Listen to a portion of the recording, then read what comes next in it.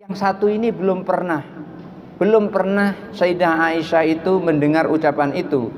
Maka beliau bertanya, "Ya Rasulullah, sungguh aku pernah mendengar di dalam sujudmu itu ada sesuatu yang kau baca yang belum pernah sama sekali aku dengar sebelumnya."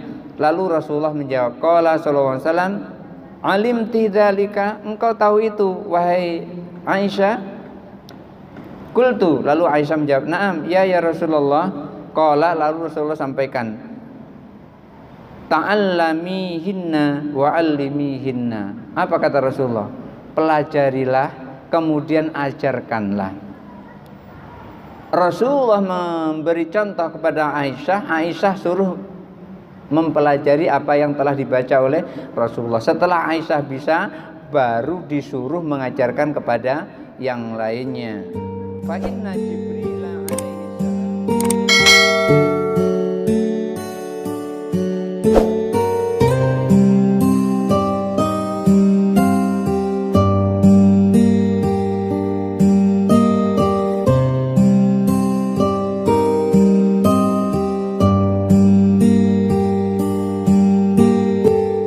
Assalamualaikum warahmatullahi wabarakatuh.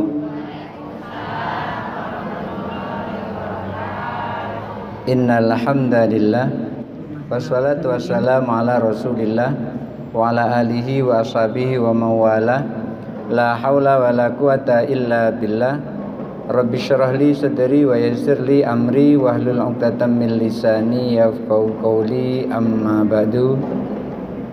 Ibu-ibu jamaah Majelis Taklim PKMT Provinsi Jambi yang dirahmati Allah, kita masih berada di bulan Sya'ban, dan siapa yang di bulan Sya'ban ini masih punya hutang, masih ada kesempatan untuk membayar hutang. Artinya di bulan Sya'ban kita masih boleh berpuasa, karena biasa yang punya hutang puasa itu adalah ibu-ibu. Karena ibu-ibu itu biasanya ada hutang setiap bulan Ramadan, kecuali yang sudah dibebaskan hutangnya oleh Allah dengan cara tidak datang bulan. Kalau masih aktif datang bulan, biasanya ada saja yang tertinggal, dan itu di bulan Sya'ban ini masih boleh dibayar puasanya. Yang tidak boleh itu adalah 1 hari atau 2 hari menjelang Ramadan.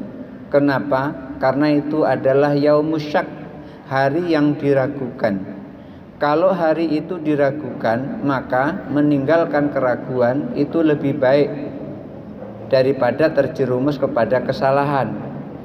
Oleh karena itu, siapa yang masih punya hutang, mumpung belum 1 atau 2 hari menjelang Ramadan, mumpung belum Gus Yakut memimpin untuk isbat kapan masuknya bulan Ramadan, sekarang atau besok itu mulai dibayar yang masih punya hutang.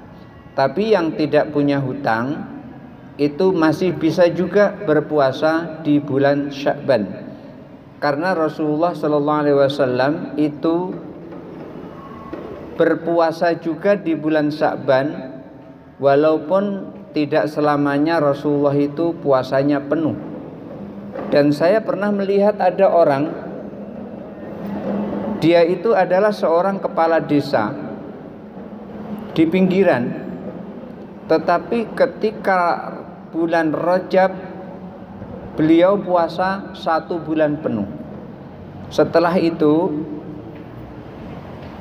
ia ngundang orang-orang di kampung itu untuk makan bersama. Setelah itu besok melanjutkan puasa Sya'ban 1 bulan penuh. Begitu besok Ramadan malamnya beliau juga mengundang orang makan-makan. Artinya beliau syukuran sudah bisa puasa 1 bulan penuh di bulan Sya'ban. Dan Rasulullah juga paling senang dengan adanya bulan Sya'ban ini. Karenanya di bulan Sya'ban ini Sayyidah Aisyah, beliau sempat membayar puasanya yang tertinggal di bulan Ramadan karena Rasulullah sangat sibuk beribadah. Lalu apa gerangan yang terjadi di bulan Sya'ban ini? Ada beberapa orang bertanya, ada enggak dalilnya kita beramal di bulan Sya'ban, nisfus Sya'ban? Kemarin ada ibu-ibu di sini yang melakukan nisfus Sya'ban. Ada enggak dalilnya nisfus Sya'ban itu? Kemudian saya sampaikan ada, cuman saya belum hafal. Belum hafal dalam artian karena hadisnya sangat panjang, tapi kitabnya ada. Lalu kitab itu saya sebutkan namanya Al-Ghunyah li Talibi Tariqil Haq Azza wa Jalla. Karangan siapa kitab itu? Kitab itu adalah karangan Syekh Abdul Qadir Jilani. Siapa yang tidak kenal dengan Syekh Abdul Qadir Jilani? Beliau karomahnya banyak. Kenapa karomahnya banyak? Karena beliau banyak ibadahnya, banyak amalnya, sehingga beliau dekat kepada Allah. Ketika seseorang dekat kepada Allah, apapun yang tergerak di dalam hatinya, itu Allah akan bantu. Sehingga dalam sebuah kitab namanya Kifayatul Awam, di situ beliau Imam Baijuri yang nama aslinya adalah Ibrahim, tetapi gelarnya adalah atau panggilannya adalah Imam Baijuri. Di situ beliau menyampaikan,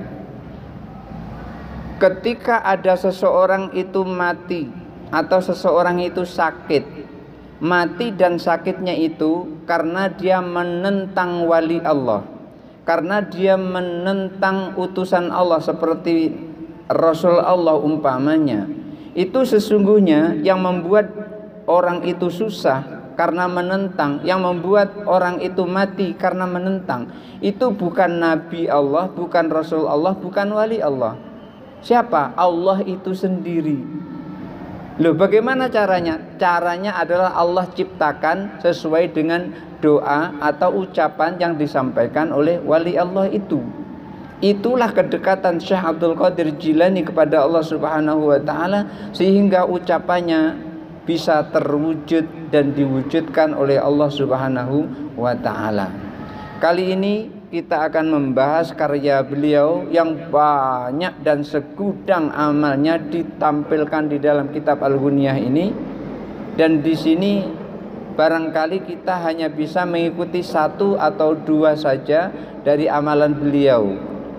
Kita begitu kagum dengan amalan beliau Syekh Abdul Qadir Jilani. Bagaimana pula dengan amalan Rasulullah Sallallahu Alaihi Wasallam? Itu jauh lebih daripada Syekh Abdul Qadir Jilani.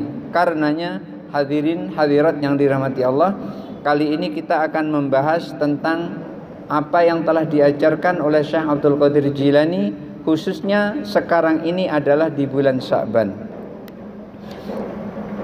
Bismillahirrahmanirrahim. Akhbarana Syekh Abu Nasir an walidihi akhbarana Muhammad qala akhbarana Abdullah bin Muhammad akhbarana Ismail bin Umar al-Bajali akhbarana Umar bin Musa al-Wajihi an Zaid bin Ali an abaihi an Ali bin Abi Thalib radhiyallahu an. Hadis ini diriwayatkan dari Ali bin Abi Thalib. Ani Nabi sallallahu alaihi wasallam annahu qol. Dari Nabi sallallahu alaihi wasallam bahwa Nabi bersabda. Rasulullah sallallahu alaihi wasallam bersabda, "Yang zilullahu ta'ala fi lailatin nisfi min Sya'ban ila sama'id dunya." Melalui riwayat Sayyidina Ali ini, beliau menjelaskan bahwa Nabi Sallallahu Alaihi Wasallam menyampaikan Allah itu ketika di malam nisfus Sya'ban itu turun ke langit dunia. Tapi nggak usah membayangkan bagaimana turunnya.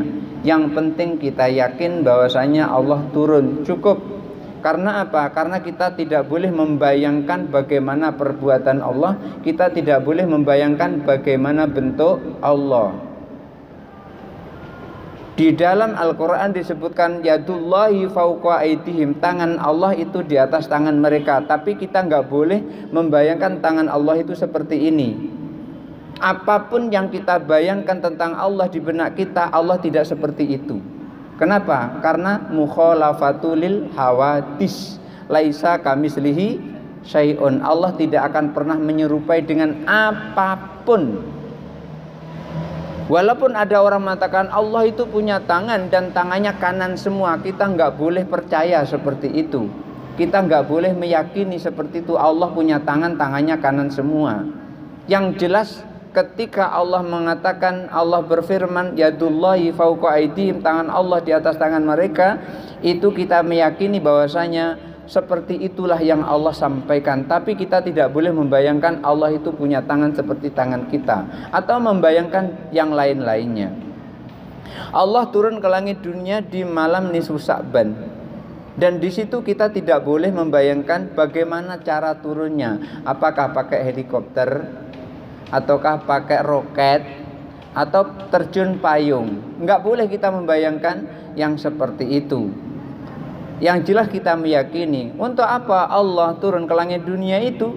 Ketika Allah turun ke langit dunia pada malam nisfu Sa'ban itu, fayaghfiru likulli muslimin, seluruh orang Islam itu diampuni dosa-dosanya. Allah mengampuni dosa-dosa orang yang muslim pada saat itu.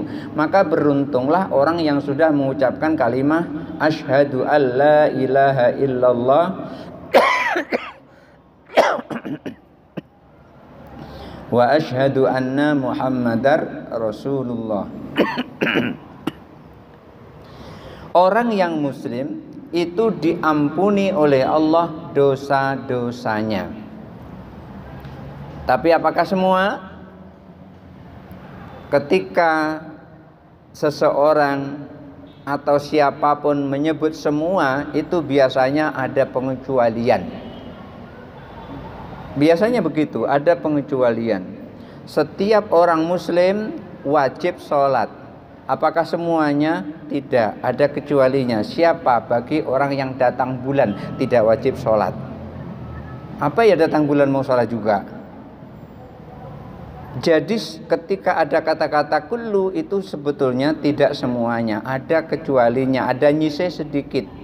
Ini juga begitu, illa li musyrikin, kecuali orang yang musyrik. Allah tidak akan mengampuni orang muslim yang musyrik.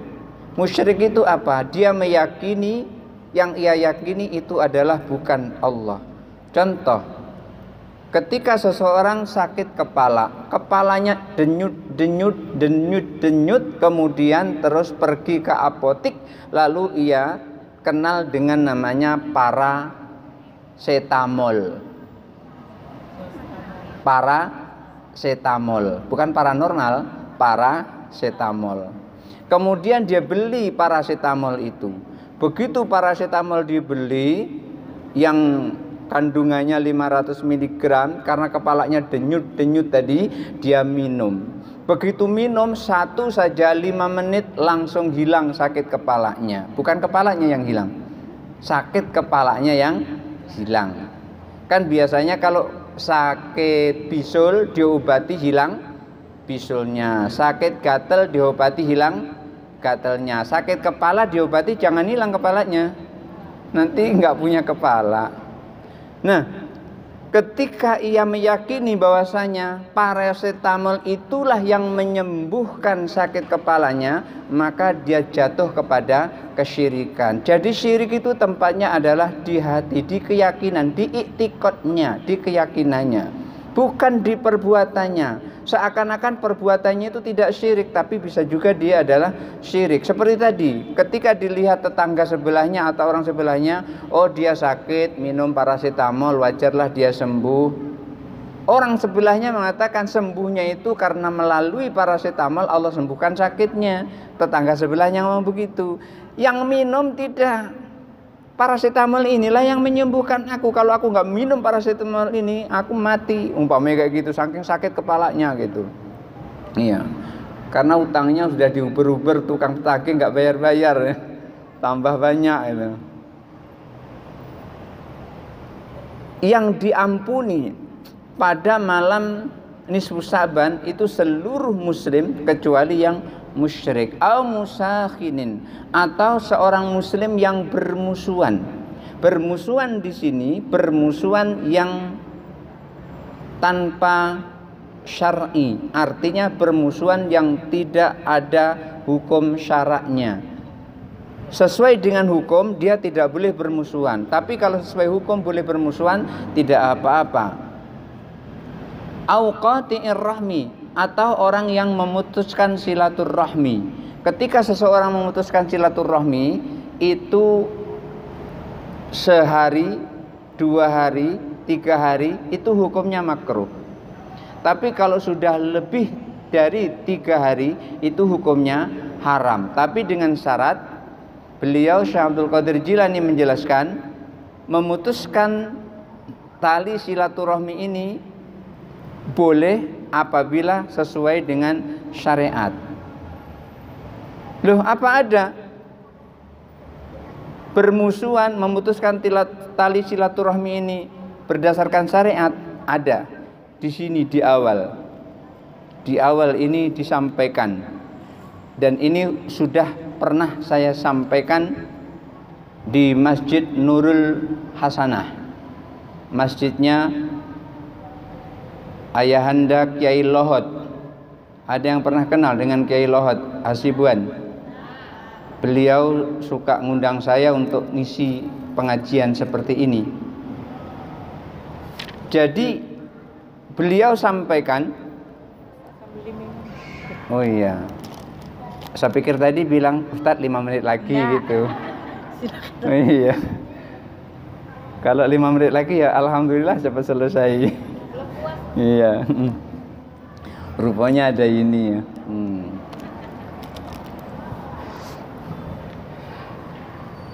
Apa permusuhan yang dibolehkan dan apa memutuskan silaturahmi ini yang dibolehkan? Yang dibolehkan itu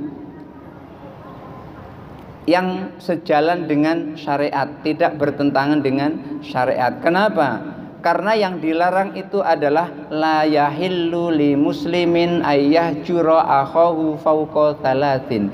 Tidak halal bagi seorang muslim untuk mendiamkan saudaranya lebih dari 3 hari. Tidak halal, artinya haram.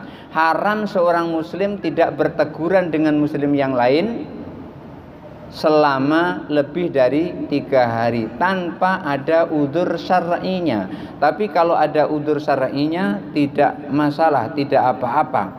Apa itu yang dimaksud dengan udzur syar'i itu? Beliau sampaikan illa ayyakuna min ahlil bid'ah, kecuali dia itu adalah ahli bid'ah. Ahli bid'ah ini Imam Nawawi menyebutkan, orang-orang ahli bid'ah itu adalah orang-orang yang biasa mengolok-ngolok ulama salaf.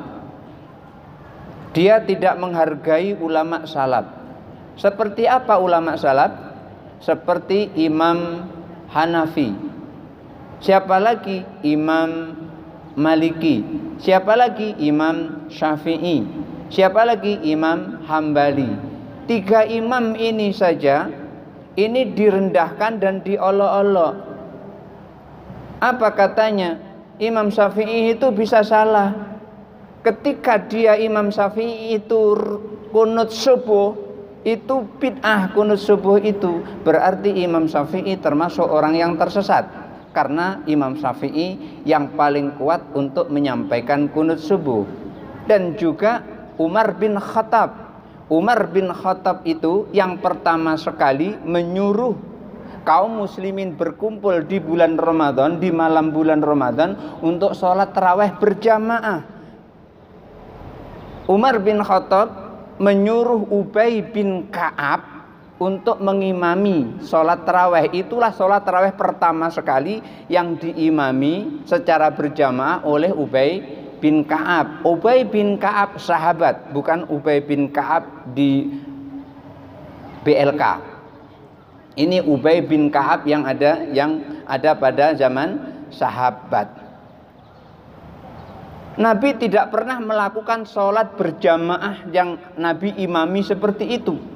Berarti kalau seperti ini ia termasuk diolok-olok oleh orang itu, dan orang itu menganggap kalau tidak pernah dilakukan Nabi berarti itu adalah bid'ah, maka Umar bin Khattab dianggapnya juga sebagai orang yang bid'ah. Inilah sesungguhnya ahli bid'ah yang menuduh orang melakukan bid'ah padahal orang itu melakukan ada dasarnya. Yang seperti ini boleh dijauhi, yang seperti ini boleh tidak ditegur, yang seperti ini ketika mengucapkan salam boleh tidak dijawab salamnya, dan orang seperti ini tidak usah kita mengucapkan salam duluan.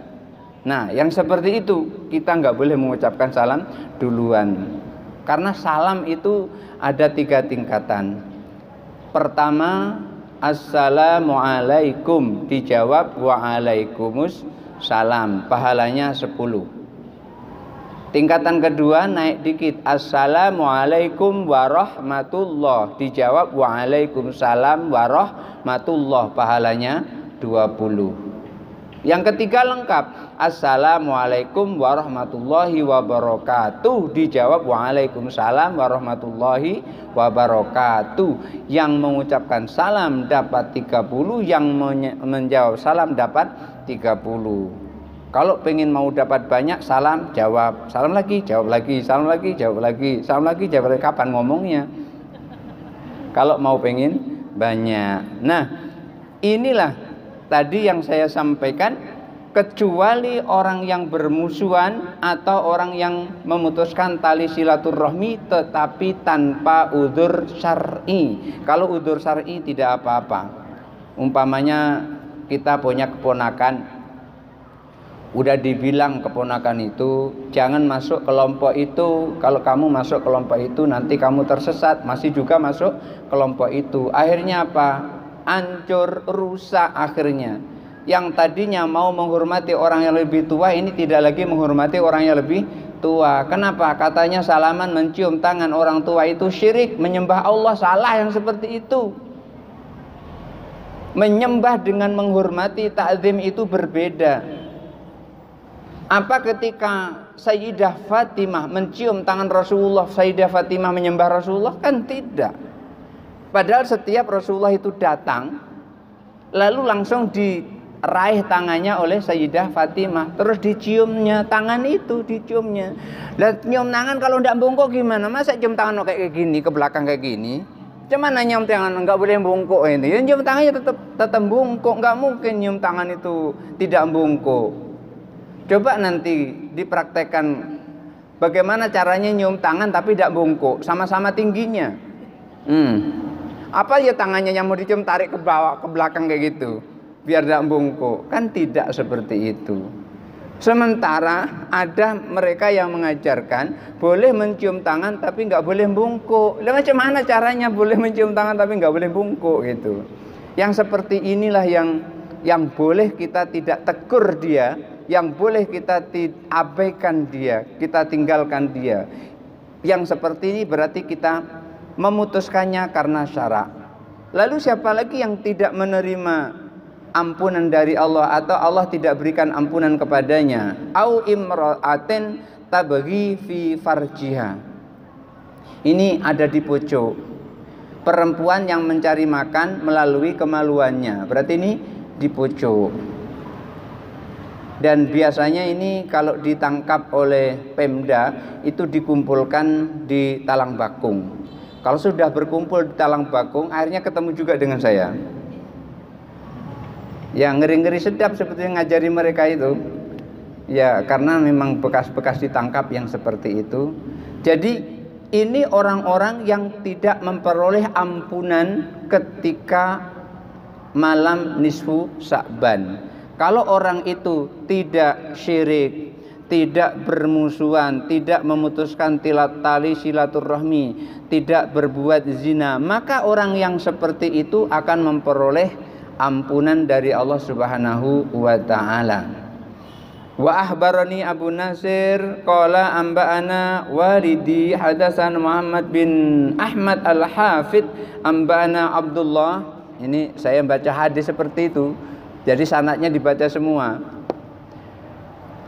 Ibnu Muhammad amba'ana Abul Abbas Al-Harwan wa Ibrahim bin Muhammad bin Hasan qala abarana Abu Amir Al-Dimishqi amba'ana Al-Walid bin Muslim abarani Hisham bin Ghar wa Sulaiman bin Muslim wa ghairihi an Makhul an Aisyah radhiyallahu anha.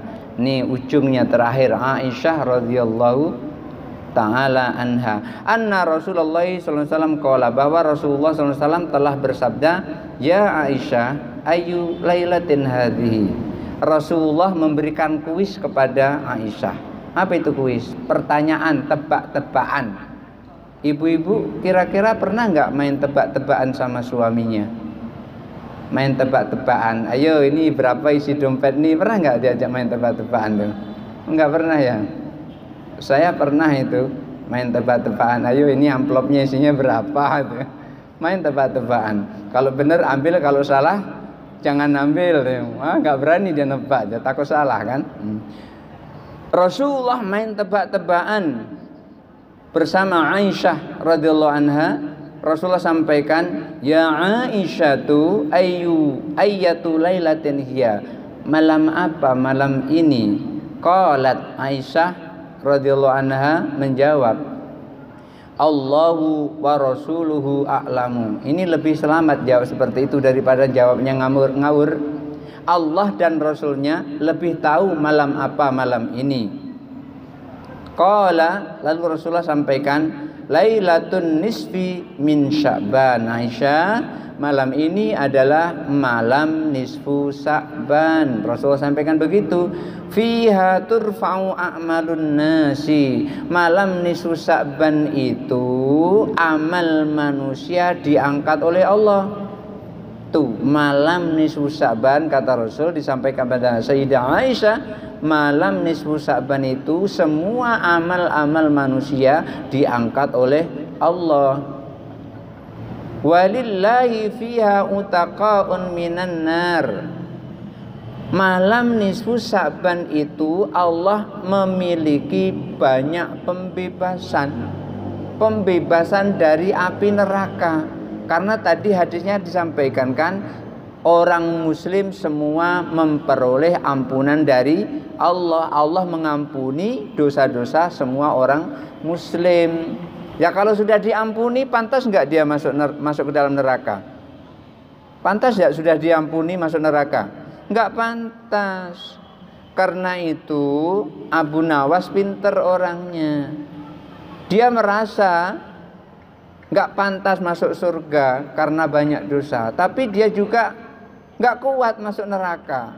Maka dia bilang, Ilahi ilas tulil firdausi ahla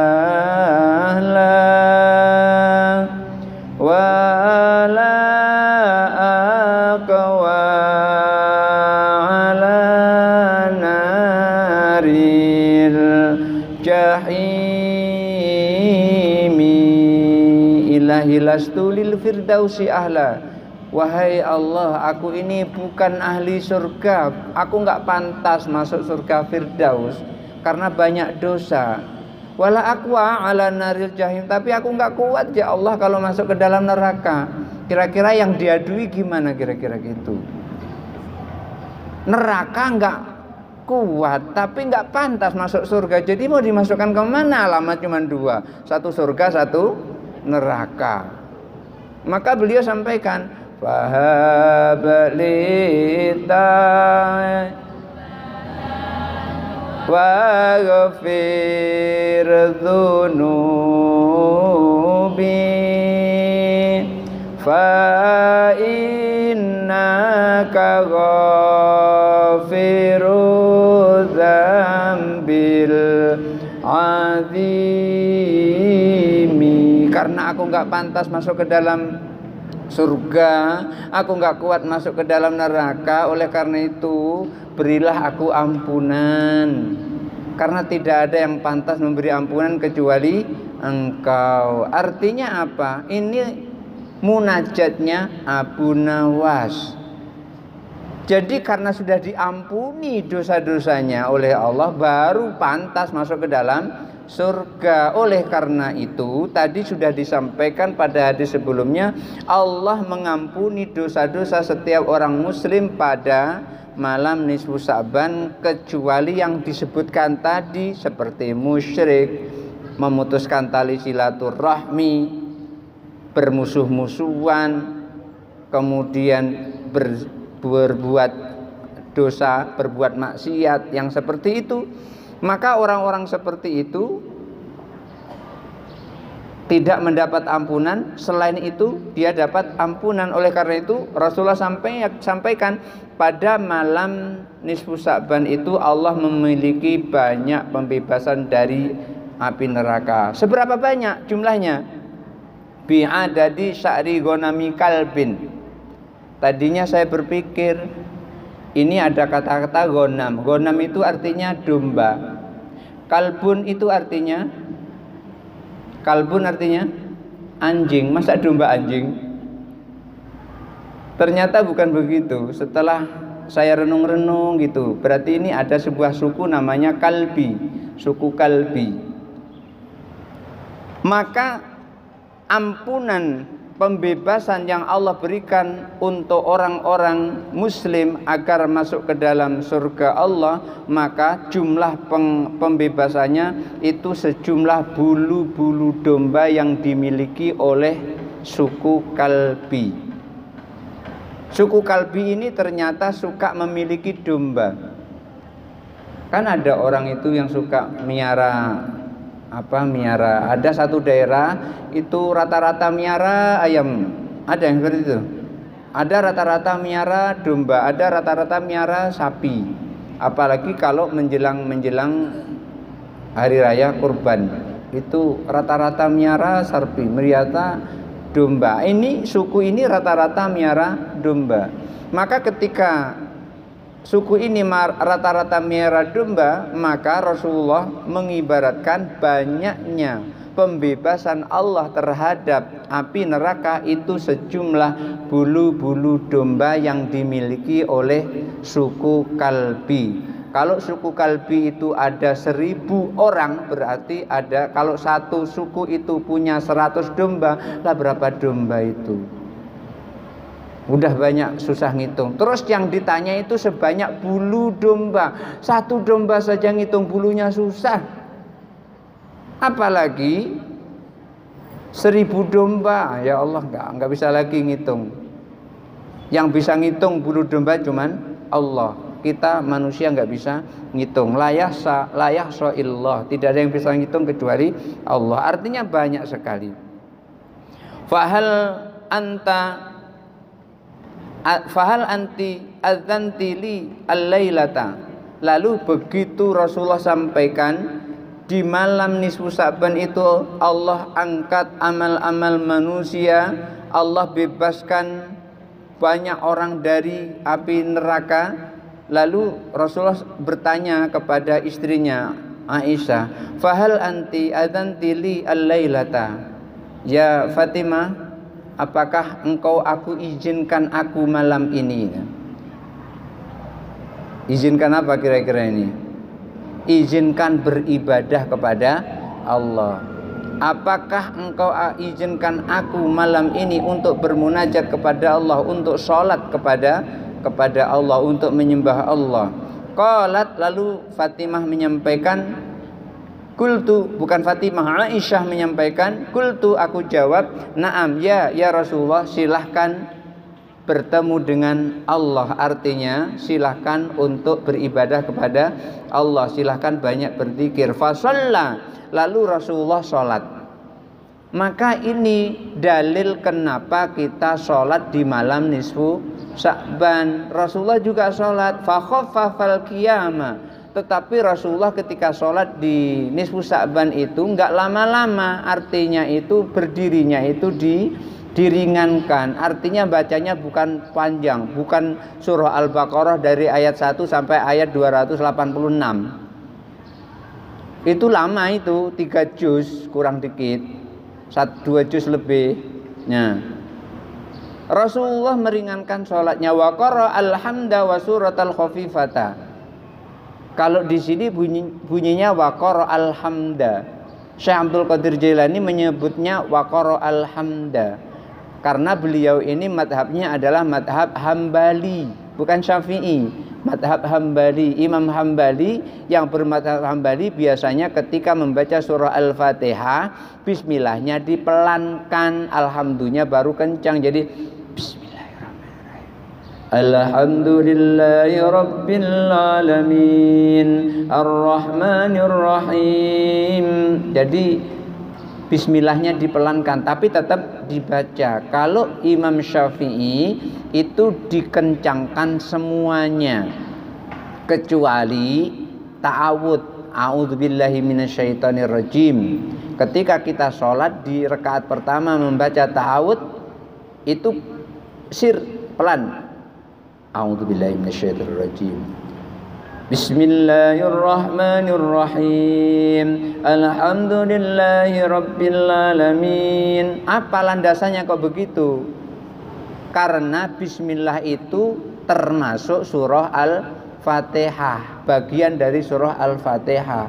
Kenapa kok termasuk bagian surah Al-Fatihah? Karena para sahabat ketika mengumpulkan Al-Qur'an itu termasuk surah Al-Fatihah. Karenanya ketika kita membaca surah Al-Fatihah itu tidak diawali dengan a'udzubillahi minasyaitonirrajim langsung alhamdulillahirabbil alamin. Selalu diawali dengan a'udzubillahi minasyaitonirrajim, bismillahirrahmanirrahim. Ta'awud dulu baru bismillah. Kenapa kok begitu? Fa idza qara'tal qur'ana fasta'id billahi minasyaitonirrajim. Kalau kamu membaca ayat Al-Qur'an, maka berlindunglah kepada Allah. Jadi membaca a'udzubillahi minasyaitonirrajim karena kita diperintahkan seperti itu. Maka setiap kita membaca bismillah diawali dengan ta'awud a'udzubillah, itu berarti bismillah itu adalah termasuk ayat dari surah Al-Qur'an. Ini beliau menyampaikan wa qara alhamda wa suratal khafifata. Dalam sholat Nabi, beliau itu membaca surah Al-Fatihah, kemudian juga membaca ayat-ayat Al-Qur'an, surah-surah pendek karena ringan, ringkas. Tsumma sajada ila syatril laili. Lalu beliau sujud, artinya sholatnya ini ila syatril laili, sampai pertengahan malam. Sampai tengah malam beliau sholat. Tsumma qama fi rakaati tsaniyati. Lalu beliau tegak pada rakaat yang kedua. Faqara'a fiha nahwa min qiraatil ula. Beliau juga membaca seperti yang pertama tadi.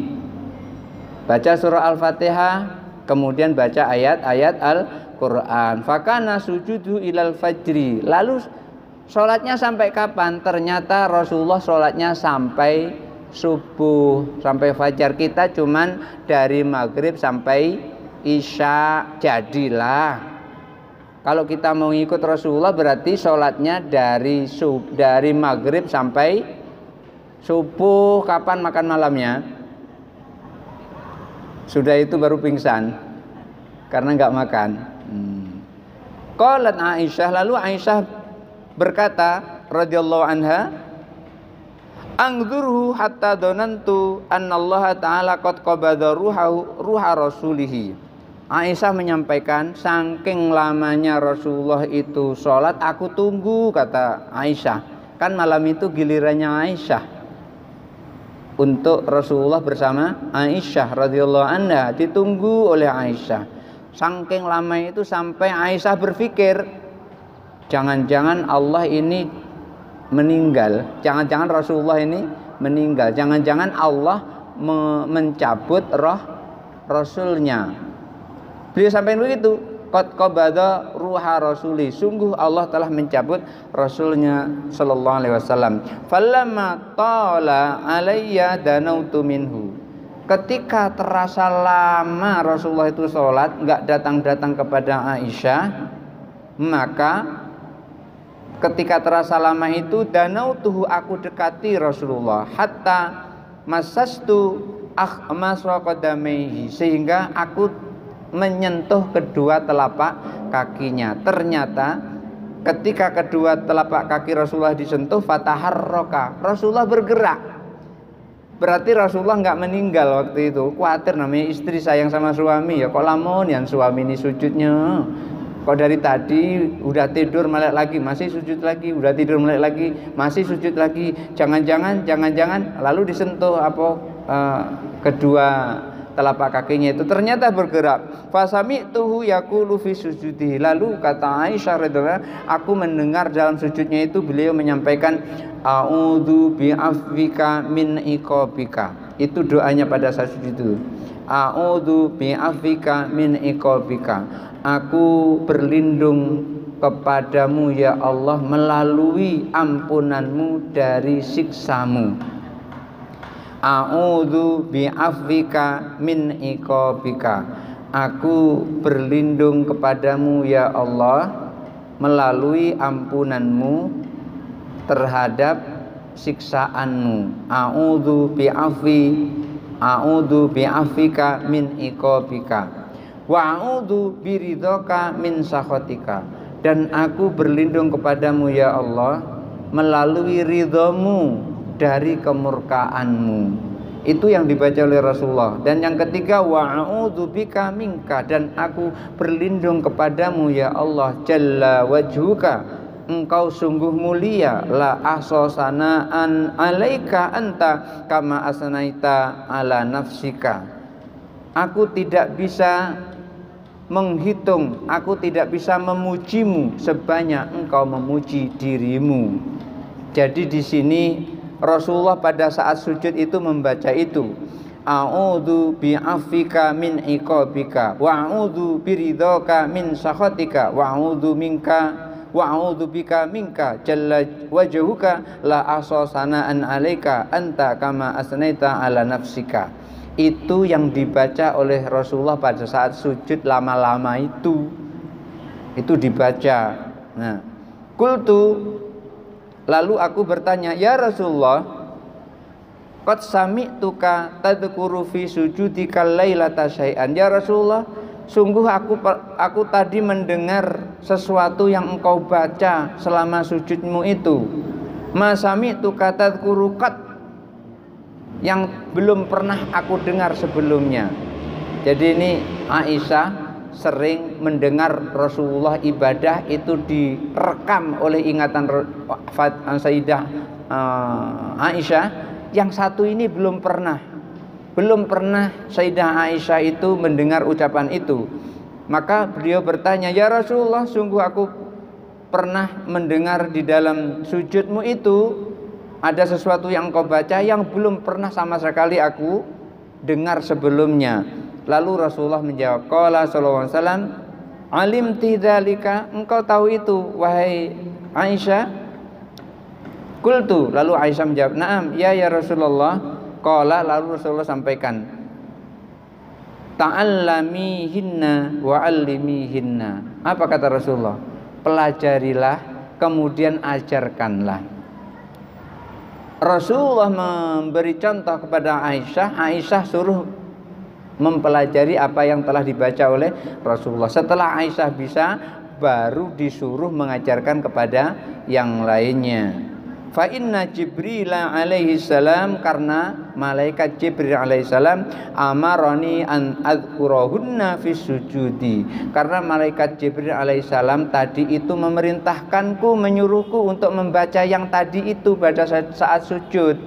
Karena malaikat Jibril menyuruhku pada saat sujud untuk membaca a'udzu bi'afika min iqabika wa a'udzu biridhaka min sakhatika wa a'udzu bika minka jalla wajhuka la ahsa thana'an 'alaika anta kama asnaita 'ala nafsika. Itu yang diperintahkan malaikat Jibril untuk yang kubaca di dalam sujud, itu yang disampaikan Rasulullah kepada Sayyidah Aisyah.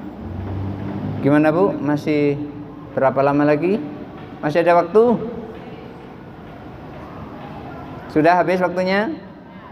Sudah? Baik, kalau sudah habis barangkali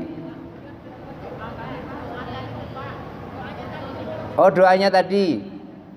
Ya, doanya tadi nanti saya kirim ke Ibu Rahma. Saya kirim ke Ibu Rahma, nanti Ibu tinggal ngulang dari kiriman Ibu Rahma itu. Jadi nggak usah repot-repot nyatat sekarang. Mungkin ada yang mau bertanya, dipersilahkan, tapi nanyanya pakai mic kalau jauh-jauh nggak dengar, atau kalau nggak pakai mic boleh dicatat. Iya, pakai catat atau pakai mic atau dicatat. Hah? Iya, kalau mau tanya. Iya, mau tanya.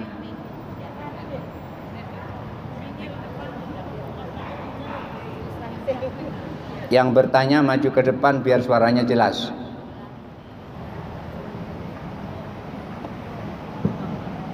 Assalamualaikum warahmatullahi wabarakatuh. Waalaikumsalam warahmatullahi wabarakatuh. Bacaannya tentang salam tadi Pak Ustaz. Ada teman saya non muslim. Dia kalau untuk ucap dua kalimat syahadat sudah fasih, Al-Fatihah sudah fasih, tapi dia masuk muslim belum. Nah, sering kalau teleponan ucap salam, saya agak ragu. Macam mana jawab Atau gini aja jawabnya. Iya. Nah, jadi dia bilang, "Ma, aku jawab salam aku," dia bilang gitu. Saya bingung, macam mana tuh? Dijawab gitu. Salam tuh hukumnya apa pula? Iya. Assalamualaikum warahmatullahi wabarakatuh. Waalaikumsalam warahmatullahi wabarakatuh. Baik, itu yang menjawab nanti bukan saya, tapi yang menjawab adalah Syekh Abdul Qadir Jilani. Ini ada kitabnya. Bagaimana ketika ada orang non-muslim mengucapkan salam, apakah kita jawab salamnya atau tidak usah kita jawabnya, atau nggak usah kita jawab salamnya. Jadi beliau menyampaikan seperti ini. Wala yajuzul bida'atu bisalami alal musyriki bihalin. Tidak boleh seseorang itu memulai mengucapkan salam kepada orang musyrik. Tidak boleh. Jadi kalau mau mengucapkan salam ya mungkin tidak usah mengucapkan salam, langsung aja tegur, "Bu, mau kemana?" gitu. Atau seandainya perempuan masih muda, "Neng, mau kemana?" Tidak usah mengucapkan salam. Fa in bada'ahu musyrikun rudda alaihi. Tapi kalau yang memulai itu orang musyrik itu tadi, rudda alaihi, jawab. Gimana jawabnya? Bi ayyakula, dengan menjawab wa alaika. Ketika ada orang non muslim mengucapkan salam, "Assalamualaikum Bu," wa alaika, udah aja. Atau wa alaiki karena dia perempuan. Kalau laki-laki wa alaika, atau yang paling gampang wa alaik, gitu aja. Kenapa? Karena dulu ada orang Yahudi mengucapkan salam kepada Rasulullah itu aneh. Gimana Rasulullah mengucapkan salam kepada Rasulullah? Mengucapkannya assalamu alaika ya Muhammad. Kurang ajar itu. Assalamu alaika ya Muhammad. Syam itu artinya racun. Semoga racun atasmu, maksudnya mampus kau Muhammad, kira-kira begitu. Jadi Aisyah istri Rasulullah yang dengar pada saat itu ngamuk dia. Semuanya diucapkan sampai assalamualaikum warahmatullahi wabarakatuh, semuanya pokoknya yang buruk-buruk itu dilemparkan semua kepada orang Yahudi itu. Lalu Rasulullah sampaikan, "Ya Humairah, wahai yang berkemerah-merahan pipinya." Aisyah itu kemerah-merahan pipinya. Iya, pink, kemerah-merahan gitu. Ya, mirip-mirip ibu-ibu muda zaman sekarang lah.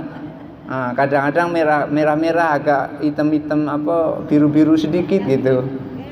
Iya, itu kan ngikuti Sayyidah Aisyah. Lalu Rasulullah sampaikan, "Jangan seperti itu wahai Humairah yang berkemerah-merahan pipinya, cukup jawab wa alaika. Assalamu alaika ya Muhammad, wa alaika. Mampus lo Muhammad, lo juga gitu. Kira-kira gitu. Jadi enggak hemat energi gitu, artinya sama gitu. Mampus kau juga gitu. Itu sama kan gitu kan.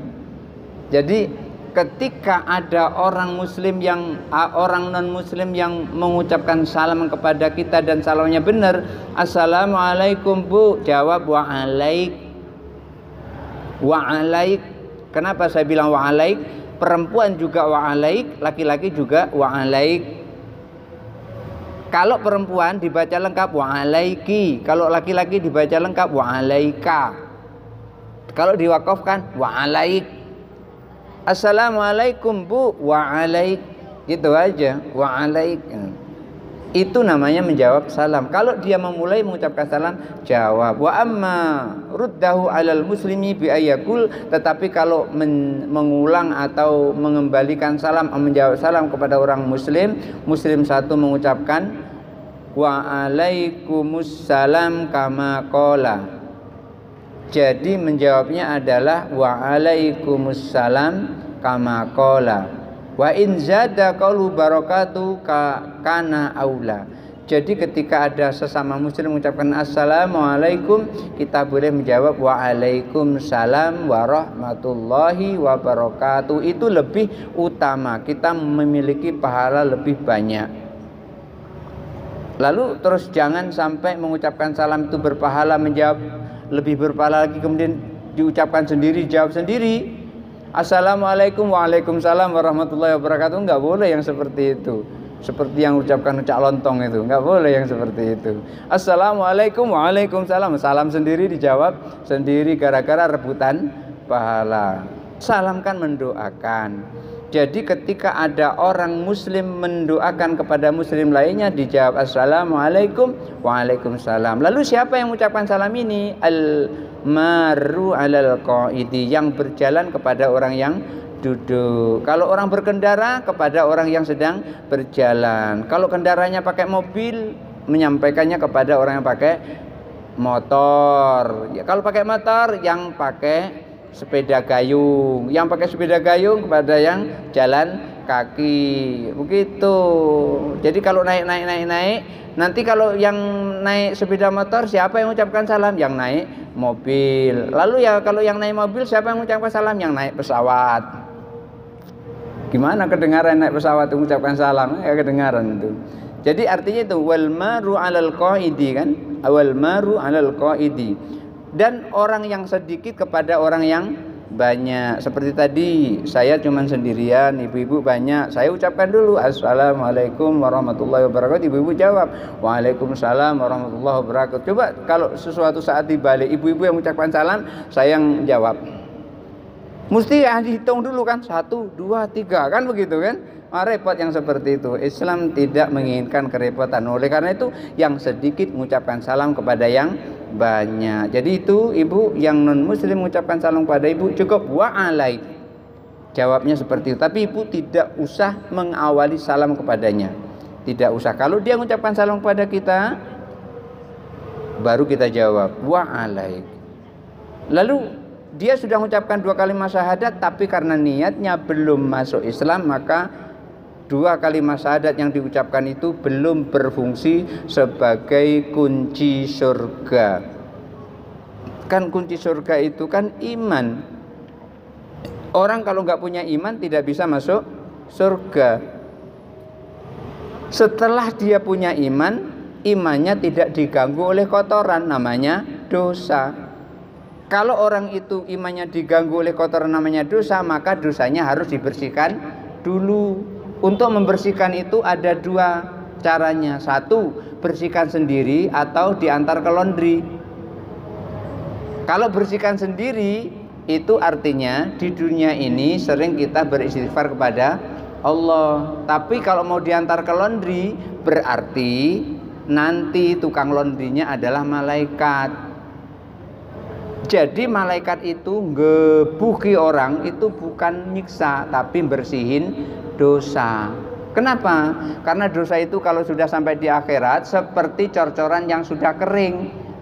Gimana cara melepaskan besi dari cor-corannya? Digebuki itu tadi, digodam pak kayak gitu sampai hancur. Sudah hancur, apa yang terjadi? Kalau sudah hancur, Kan ada di besi itu lempengan-lempengan semen, masih ada situ kan? Harus hilang itu. Lalu gimana cara menghilangkannya? Apa digebukin? Nggak bisa, digebuk nggak akan hilang. Lalu gimana caranya? Dibakar. Jadi malaikat membakar orang itu bukan nyiksa, tapi bersihin dosa. Kenapa? Karena dia pengen masuk ke dalam neraka. Masuk ke dalam surga. Sementara surga nggak boleh dimasuki orang yang masih punya dosa. Kalau berani masuk surga masih bawa dosa, yu'di khaulan nas, menyakiti hidung orang-orang di sekitarnya, muntah-muntah orang. Sebau-baunya bau itu tidak ada yang bisa mengungguli baunya dosa orang. Oleh karena itu Allah memberikan contoh untuk suatu bau kadang-kadang bisa dihilangkan dengan deterjen, tapi ada yang nggak bisa dihilangkan dengan deterjen. Lalu dengan apa? Dengan api. Contohnya ikan asin. Bau dah ikan asin tuh. Coba dicuci pakai deterjen, masih tetap amis dah? Masih kan? Coba digoreng. Kalau digoreng amis dah? Gurih digoreng. Nah, sudah wangi seperti itu baru enak kan? Ketika hidung enak itu karena sudah digoreng. Maka orang nanti kalau sudah digoreng karena banyak dosa itu wangi, baru boleh masuk ke dalam surga. Kalau nggak percaya bolehlah dicoba tuh. Cuman ya digoreng itu sakit, itu masalahnya. Jadi jangan ke laundry, ya dicuci sendiri. Karena dicuci sendiri itu kalau dosa di dunia itu seperti cor-coran yang masih basah. Disiram pakai air udah langsung rontok cor-coran itu. Baru dicor, disiram, rontok cor-coran itu. Baru dosa istighfar, astagfirullahaladzim, astagfirullahaladzim, astagfirullahaladzim, rontok dosa itu. Beda yang tadi itu. Harus dibakar dulu. Cuman dibakar itu panas. Kalau nggak percaya nanti boleh ibu coba tuh. Pulang hidupi kompor gas, sudah rata gitu hidupnya, ibu duduk di situ, jangan pakai kain. Nah, kalau kira-kira nggak panas, ya itu berarti bolehlah melakukan dosa sebanyak-banyaknya.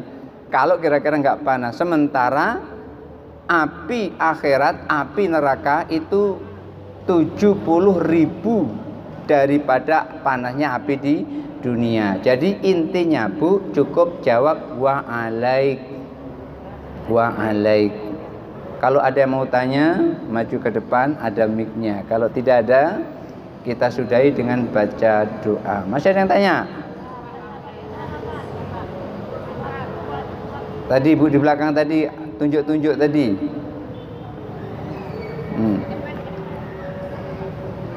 Masih mau tanya? Oh, tidak lagi ya, sudah terwakili. Oh, asar ya. Baik, kita sama-sama berdoa kepada Allah. A'udzubillahi minasyaitonirrajim. Bismillahirrahmanirrahim. Alhamdulillahirabbil alamin. Allahumma shalli ala sayyidina Muhammad wa ala ali sayyidina Muhammad wa sallim wa radhiyallahu ta'ala an sadatina Rasulillah ajmain. Allahumma ighfir lana dzunubana wa liwalidayna warhamhuma kama rabbayana shighara. Allahumma ij'alna mahbubina fi qulubil mu'minina wal mu'minat wal muslimina wal muslimat wa basyirna wa ballighna wa bilghina ila mi'atin wa 20 sanatan wallahu khairun hafidha wa huwa arhamur rahimin. Allahumma barik lana fi syahri Sya'ban wa balighna Ramadan. Allahumma barik lana fi syahri Sya'ban wa balighna Ramadan. Allahumma barik lana fi syahri Sya'ban wa balighna Ramadan bi rahmatika ya arhamar rahimin. Rabbana atina fid dunya hasanah wa fil akhirati hasanah wa qina adzabannar. Wa sallallahu ala khairi khalqi Muhammadin sallallahu alaihi wasallam ala alihi washabihi ajmain. Subhana rabbika rabbil izzati amma yasifun wa salamun alal mursalin walhamdulillahi rabbil alamin. Barangkali itu saja yang bisa saya sampaikan untuk kesempatan kali ini. Mudah-mudahan ada manfaatnya. Hadanallahu wa iyyakum ajmain wallahu muwaffiq ila aqwamit thariq. Wassalamualaikum warahmatullahi wabarakatuh.